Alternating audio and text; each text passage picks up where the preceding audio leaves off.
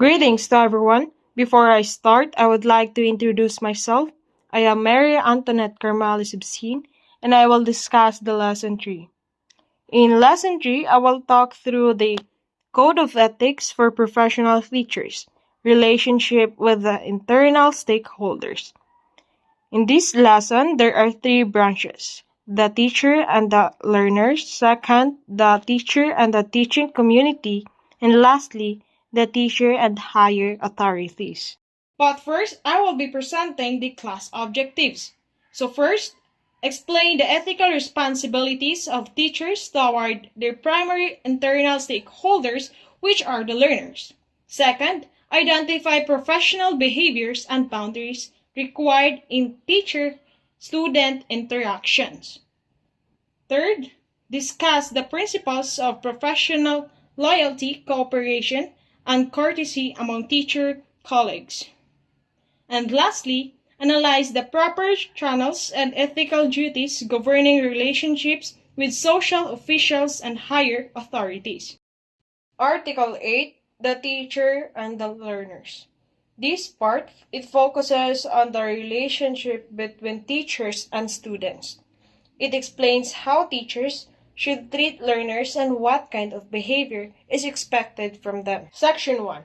A teacher has the right and duty to determine the academic marks on the promotion of learners in the subjects they handle. The teacher have the right and responsibility to give grades and decide whether a learner passes or is promoted based on their academic performance. Teachers should use fair and appropriate standards when evaluating students. Example: if a student performs well in exams, activities, and projects, the teacher should give a grade that reflects that performance. Section 2. A teacher shall recognize that the interests and welfare of learners are his first and foremost concern, and shall handle each learner justly and impartially. A teacher's most important concern should be the interest, safety, and welfare of the learners. Teachers should treat every student fairly and without favoritism. Example: if two students make the same mistake, the teacher should apply the same rules to both side or student instead of favoring one student. Section 3. Under no circumstances shall a teacher be prejudiced nor discriminatory against any learner. So, the teachers must not discriminate against or judge learners because of their background, gender, religion, race, economic status, abilities, appearance, or other personal characteristics.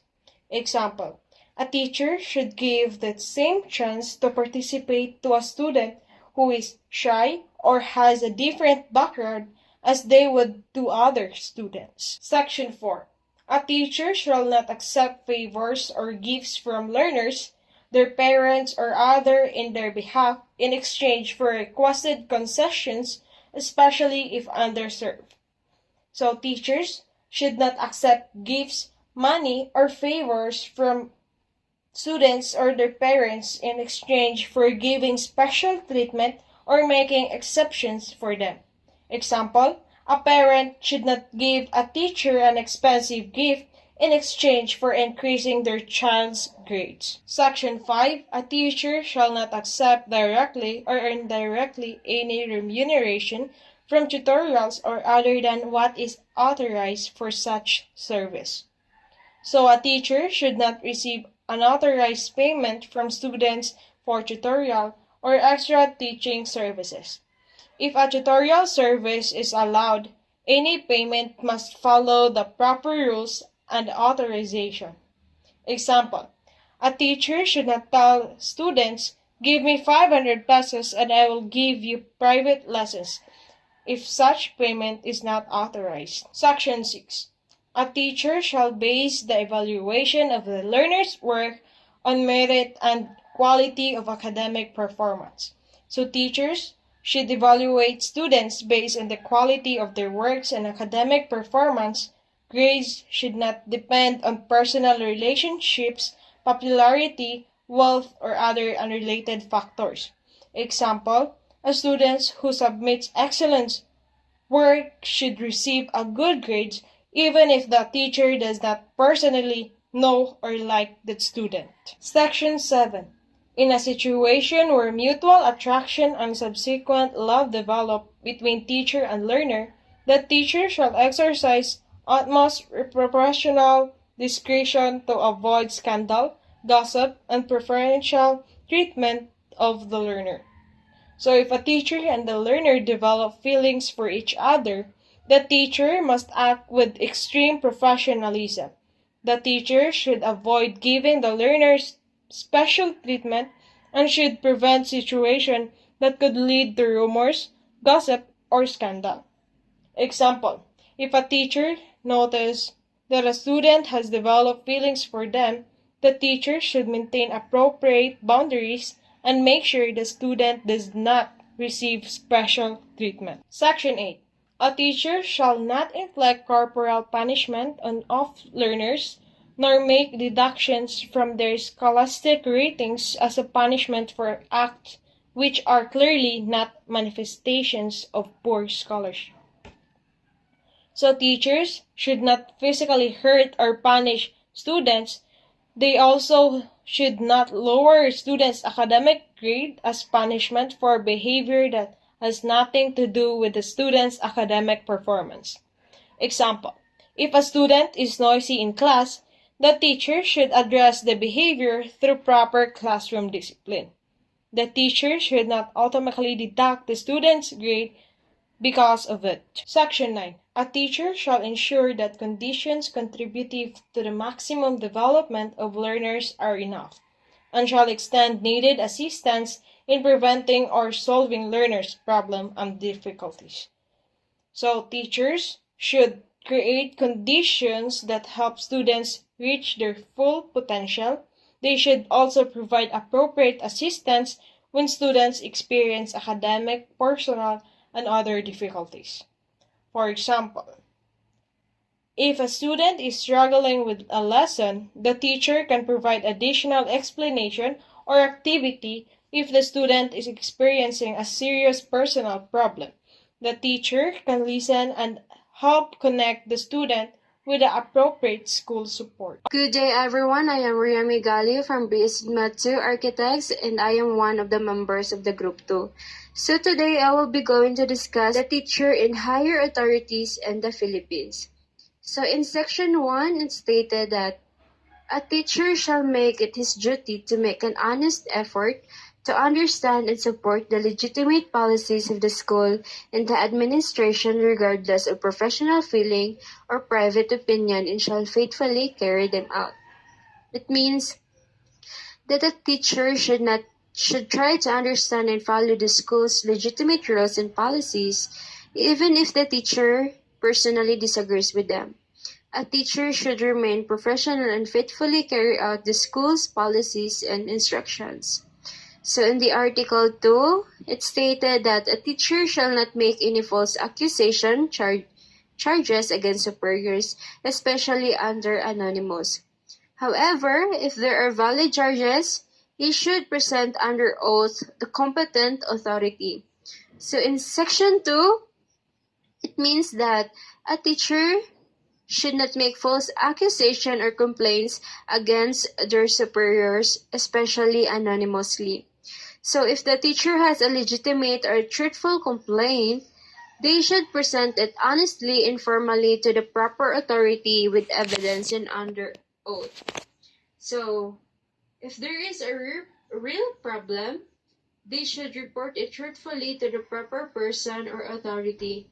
And a teacher should not spread false accusations. In this section 3, it stated that a teacher shall transact all official business through channels except when special conditions warrant a different procedures.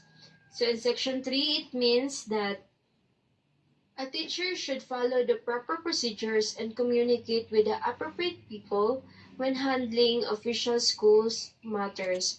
However, if there is a special or urgent situation, a different procedure may be followed. So a teacher should follow the proper communication and school procedures when dealing with official business unless there is a valid reason to do otherwise. So in section 4, stated that a teacher, individually or as part of the group, has a right to seek redress against injustice and discrimination, and to extent possible, shall raise his grievances within democratic processes. So in section 4, it means that a teacher, a teacher has the right to speak up when they experience unfair treatment, discrimination, or injustice. They shall, I mean, they should express their concerns through proper, peaceful, and democratic ways, such as talking to the appropriate school's authority or following the proper complaint procedure. So, a teacher should not stay silent about undertreatment. They have the right to seek justice, but they should do it respectfully and through proper procedures. So, in this section 5, a teacher has a right to invoke the principle that appointments, promotions, and transfers of teachers are made only on the basis of merit and need the interest of the service. So, when we say merit, it means a person's qualifications, skills, abilities, experience, and good performance that make them deserving of a position or promotion. So, in the Article 5, it means that the teacher should be appointed, promoted, or transferred based on their qualifications and performance, as well as the needs of the schools or services, not because of not because of favoritism, personal connections, or discrimination. So, example, if two teachers are being considered for promotions, the teacher with better qualifications, experience, or performance should be given fair consideration. So, in short, the teachers should be given position or promotions because they are qualified and deserving, and because it is needed by the school. So in the last section, which is the section 6, it stated that a teacher who accepts a position assumes a contractual obligation to live up to his contract, assuming full knowledge of the employment terms and condition. It means that when a teacher accepts a job, they agree to follow the terms and conditions of their employment. The teacher is expected to understand their duties, responsibilities, and obligations and fulfill them properly. So when a teacher accepts a job, they agree to do their responsibilities and follow the rules stated in their employment contract. So I am done discussing Article 7, which is the teacher and higher authorities in the Philippines. So let's proceed to the teacher in the profession and the lesson 4. So in section 1 of the Article 8, it states that every teacher shall actively help ensure that teaching is the noblest profession and shall manifest genuine enthusiasm and pride in teaching as a noble calling. So it means that teachers teachers should value and respect teaching as an important and honorable profession. They should show love, enthusiasm, dedication, and pride in being a teacher.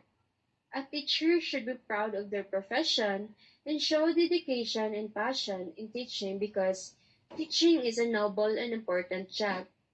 So, in section 2, every, te- every teacher shall uphold the highest possible standards of quality education and shall make the best preparation for the career of teaching and shall be at best at all times in the practice of his profession. It means that teachers should always aim to provide the best quality education to their students. They should prepare well for their teaching career, continue improving their knowledge and skills, and always do their best in performing their duties. A teacher should be well prepared, skilled, responsible, and always strive to give students the best education possible. So in section 3, it stated that every teacher shall participate in the continuing profession education program of the Professional Regulation Commission and shall pursue such other studies as well as improve his efficiency, enhance the prestige of the profession, and strengthen his competence, virtues, and productivity in order to be nationally and internationally competitive. So in section 3, it means that teachers should continue learning and improving their skills even after becoming professionals. They should participate in continuing professional education or the CPE and take additional training or studies to become more knowledgeable, competent, and effective. A teacher should never stop learning. They should improve their knowledge, skills, and values so they can become better teachers and compete with other professionals both nationally and internationally.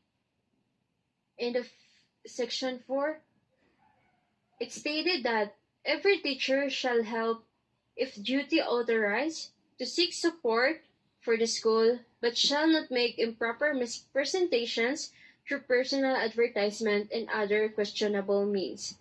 So in section 4, it means that teachers may help the school find supports, donations, or resources when they are officially allowed to do so.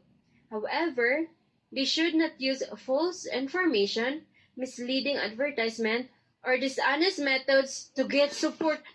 A teacher can help the school get support, but they must be honest and use proper and authorized ways to do it.